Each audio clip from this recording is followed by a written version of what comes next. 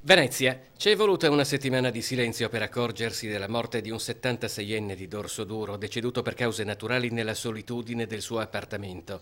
Ad accorgersi che l'anziano non c'era più una vicina di casa, insospettita dall'odore sgradevole che usciva dall'abitazione accanto alla sua.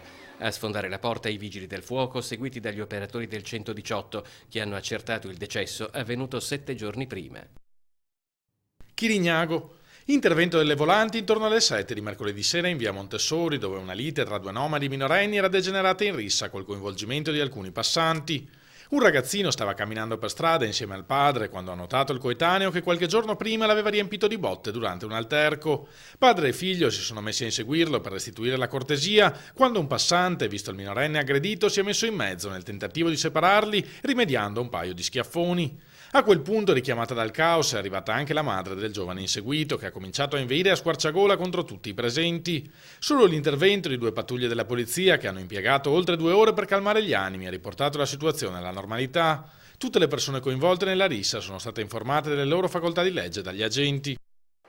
Venezia, un cinese che aveva dato in escandescenze alla stazione Santa Lucia è stato arrestato da agenti della Polfer con l'accusa di rifiuto di fornire le generalità, resistenza pubblica ufficiale e possesso di armi improprie. L'uomo, ubriaco, gridava e importunava i viaggiatori e avrebbe voluto salire sul diretto per Bologna con un biglietto già utilizzato.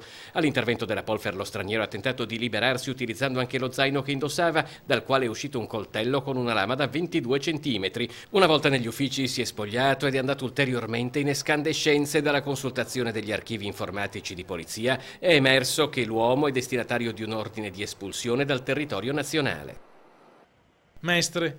La chiamata alla polizia è arrivata alle 8 di sera da parte di 2 lagunari di pattuglia in via Sernaglia.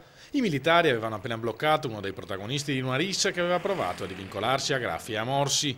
Gli agenti delle volanti hanno accertato che all'origine dello scontro c'era stata la rapina di 2 persone ai danni di una terza. Un trentenne dominicano stava tranquillamente leggendo un libro seduto su un muretto quando è stato avvicinato da 2 individui che gli hanno strappato il libro dopo aver notato che tra le pagine erano nascoste alcune banconote per un totale di 360 euro. Il derubato si è messo all'inseguimento, riuscendo a bloccare il ladro, ma il complice è intervenuto in sua difesa dando origine al parapiglia.